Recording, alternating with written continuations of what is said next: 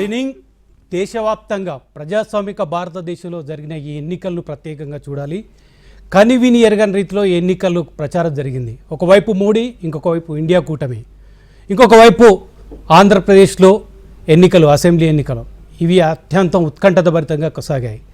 మూడోసారి అధికారంలోకి రావాలనుకుంటున్న మోడీ ఒక రకంగా ముస్లిం రిజర్వేషన్లు రద్దు చేస్తాం, కాంగ్రెస్ పార్టీ నేతృత్వంలోని ఇండియా కూటమి అధికారంలోకి వస్తే భార్యల మెడలో ఉన్న పుస్తెలను కూడా అమ్మివేసి అవి ముస్లింలకు ఇస్తారని ఇటువంటి పరుష పదజాలంతో ఆయన ఎన్నికల ప్రచారాన్ని ప్రారంభించారు. ఎన్నికల ప్రచారంలో ప్రధాన అస్త్రాలుగా ముస్లిం రిజర్వేషన్లను రద్దు చేస్తామని చెప్పారు. సో ప్రజాస్వామిక వ్యవస్థలో ఇటువంటి ఎన్నికలను నాకు తెలిసి ఎవరు చూసి ఉండరు. అంత స్థాయిలో ప్రచారం జరిగింది. ఈ ఎన్నికల ఫలితాలకు సంబంధించి 4వ తేదీన అసలు ఫలితాలు వచ్చే అవకాశం ఉన్నప్పటికీ కొద్దిసేపట్లో మనకు ఎగ్జిట్ పోల్ ఫలితాలు రాబోతున్నాయి. 2019లో జరిగిన ఎన్నికలకు సంబంధించి ఎగ్జిట్ పోల్ ఫలితాలు దాదాపు అన్నీ కూడా అటు ఇటుగా, ఒక 10 స్థానాలు అటు ఇటుగా అన్నీ కూడా కరెక్ట్గా ఇచ్చాయి. సో అందుకే ఎగ్జిట్ పోల్ ఫలితాలు ఏం చెప్తాయి? మూడోసారి మోడీ అధికారంలోకి వస్తారా? ఇండియా కూటమి సంబంధించిన అభ్యర్థులను గెలిపించుకొని అధికారంలోకి వస్తుందా రాదా? దేశంలో ఎవరు గెలుస్తారు, ఎవరు ఓడిపోతారు అన్న అంశానికి సంబంధించి, అదేవిధంగా ఆంధ్రప్రదేశ్ రాజకీయాల్లో మరొకసారి వైసీపీ తన విజయడంకా మోగిస్తుందా? చంద్రబాబు చేసిన కృషి ఫలిస్తుందా? తెలంగాణలో ఎంపీ ఎన్నికల్లో కమలం వికాసిస్తుందా? లేదా కాంగ్రెస్ పార్టీ రెండవసారి అసెంబ్లీ ఎన్నికలతో పాటు ఈ ఎంపీ ఎన్నికల్లో కూడా తన హవా కనబరుస్తుందా? అదేవిధంగా కారు షెడ్డుకా ఒడ్డుకా అనే అంశం మనకు తేలే అవకాశం ఉంది. దీనికి సంబంధించి ఎగ్జిట్ పోల్ ఫలితాలపైన విశ్లేషించడానికి మనతో పాటు సీనియర్ జర్నలిస్ట్ నగేష్ గారు ఉన్నారు, అదేవిధంగా ఎనలిస్ట్ పాపారావు గారు ఉన్నారు. ముందుగా పాపారావు గారు, ఈ ఎన్నికలు ఇంతకుముందు చెప్పినట్లుగా ఇటువంటి ఎన్నికలు మీకు తెలిసి ఇటువంటి వాతావరణంలో ఎన్నికలు ఎప్పుడైనా జరిగాయా? ఇటువంటి ప్రచారం ఒకవైపు బీజేపీ, ఆర్ఎస్ఎస్ శక్తులు, ఇంకొక వైపు ఇండియా కూటమికి సంబంధించిన పార్టీలు ప్రచారాన్ని ఎట్లా చూడాలి? ప్రచారంలో నీచత్వం పార్ట్ అనేది దిగజారిపోయినటువంటి, అన్ని రకాల దిగజారిపోయి మాట్లాడిన మాటల్ని కూడా ప్రచారంలో చూసాం. ఫేజ్కి ఒక కొత్త ఎజెండాని ముందుకు తెచ్చి, కొత్త చర్చను ముందుకు తెచ్చి, పతనమైనటువంటి అంటే పూర్తిగా వల్గర్ ఆలోచన విధానానికి ప్రతిబింబంగా, అంటే జనాలని వాళ్ళు ఏ స్థాయిలో నాయకులు అంచనా వేస్తున్నారు, జనాలు ఏ విధంగా ఉన్నారనేది రేపు పొద్దున అసలు రిజల్ట్స్ వస్తే తెలుస్తుంది. ఈ నీచత్వానికి జనాలు కూడా రెస్పాండ్ అవుతున్నారా? ఇంత నీచమైన, దిగజారుడు, పతనం అయినటువంటి చర్చలను లేపెడుతుంటే జనాలు రెస్పాండ్ అయితే కనుక అది తెలుస్తుంది 4వ తారీఖు. నేను అనుకోవటం ఏంటంటే, వ్యక్తిగతంగా నాకు ఇప్పటిదాకా మన నమ్మకాల మీద చర్చ అయితే మాత్రం పూర్తి స్థాయిలో ఈ దేశ ప్రయోజనాలకు సంబంధించి, జాతీయ స్థాయిలో దేశ ప్రయోజనాలకు సంబంధించిన పెద్ద చర్చ జరగకుండా చిల్లర మల్లర వ్యవహారాలు, చెత్త వ్యవహారాల మీద చర్చ పెట్టుకొని నడిచింది. కాబట్టి దానికి నా వ్యక్తిగతమైన నమ్మకం ఏంటంటే, ప్రజలకు నిజంగా కొన్ని ప్రయోజనాలు ఉన్నాయి కాబట్టి, వాస్తవ జీవితం తాలూకు కొన్ని నిజాలు ఉన్నాయి కాబట్టి, నాకు అర్థమైనంతలో సిఎస్డిఎస్ లోక్నీతి సర్వేని కూడా నేను సందర్భంలో కోట్ చేస్తా. ఈ దేశంలో మెజారిటీ ప్రజానీకం 50% పైన ధరల పెరుగుదలని, నిరుద్యోగాన్ని సమస్యగా తీసుకుంటున్నారు. వాటి విషయంలో మాకు సమస్య ఉంది ఈ ప్రభుత్వంలో అని ఫీల్ అవుతున్నారని సిఎస్డిఎస్ లోక్నీతి సర్వే 2024 ఎన్నికలకు సంబంధించి చెప్పింది.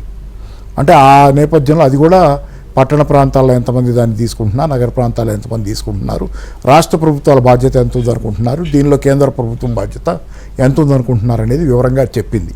దానిలో ముఖ్యంగా ధరల పెరుగుదల, నిరుద్యోగానికి సంబంధించి రాష్ట్ర ప్రభుత్వాల కంటే కూడా కేంద్ర ప్రభుత్వందే అత్యధిక బాధ్యత అని ప్రజలు ఫీల్ అయ్యారనేది ఆ సర్వే చెప్పింది.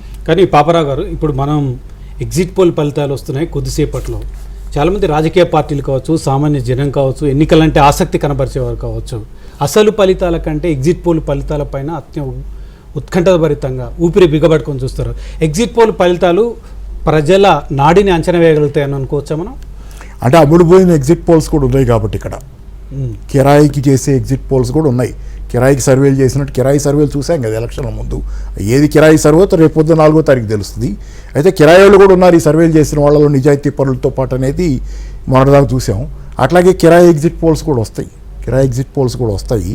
దాని పాపం పొరపాటున తప్పుపడ్డ వాళ్ళు తప్పుపడతారు కొంతమంది. ఏది ఏ సర్వే అంటే పొరపాటున తప్పుపడటానికి ఎక్కడంటే ప్రాబ్లం ఎక్కడంటే ఎవరైనా పొరపాటు చేయడానికి కిరాయి వాళ్ళు కాకపోయినా ఎవరైనా పొరపాటు చేస్తే ఆ సర్వే చేసే ప్రాసెస్కి సంబంధించి వాళ్ళకి చిత్తశుద్ధి కానీ వాళ్ళకి రిసోర్సెస్ కానీ పోలింగ్ ముందు ఒకవేళ కిరాయి అంటున్నారు మీరు సెఫాలజిస్ట్గా చెప్పుకునే వాళ్ళు అనేక మంది సర్వేలు వేస్తారు. కొన్ని జాతీయ సంస్థలు కొన్ని న్యూస్ ఛానల్స్ అంటే వాళ్ళ పోలింగ్ ముగిసిపోయిన తర్వాత కిరాయిదారులుగా మారి సర్వేలు ఇవ్వడం మూలంగా మళ్ళీ ప్రజాభిప్రాయాన్ని మార్చలేం కదా.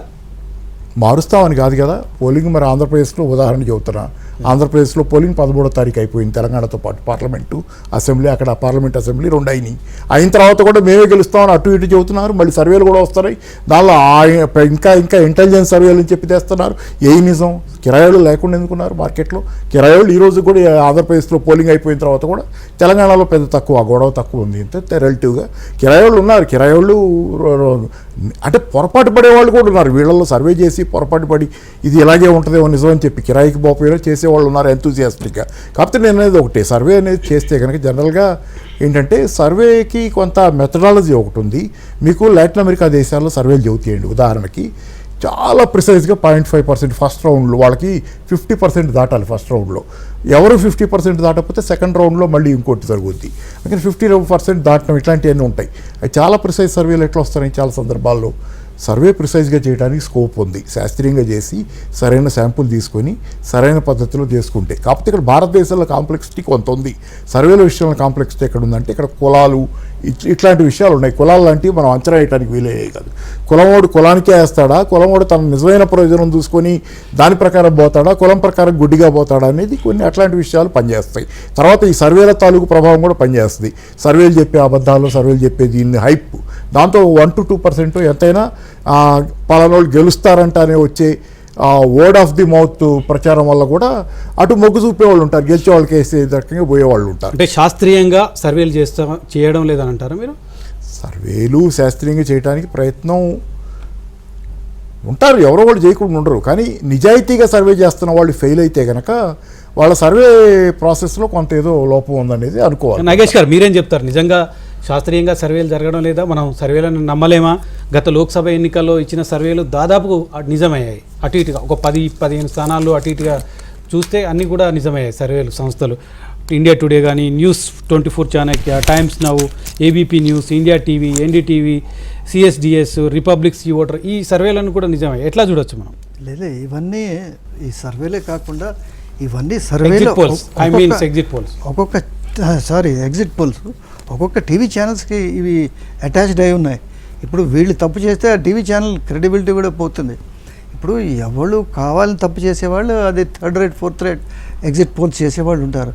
కానీ ఇప్పుడు మీరు ఏదైతే పేర్లు చెప్పుకున్నారో వాళ్ళు తప్పు చేస్తే వాళ్ళ క్రెడిబిలిటీ, దాని తర్వాత వీడియో ఏదైతే టీవీ ఛానల్ ఉందో వాళ్ళ క్రెడిబిలిటీ రెండు పోతాయి. అందుకు నాగే ఇప్పుడు ఒకటి ఎగ్జిట్ పోల్స్ తప్పు రావడం అనేది మన జరిగింది, ఎక్కువ రోజుల కిందట కాదు.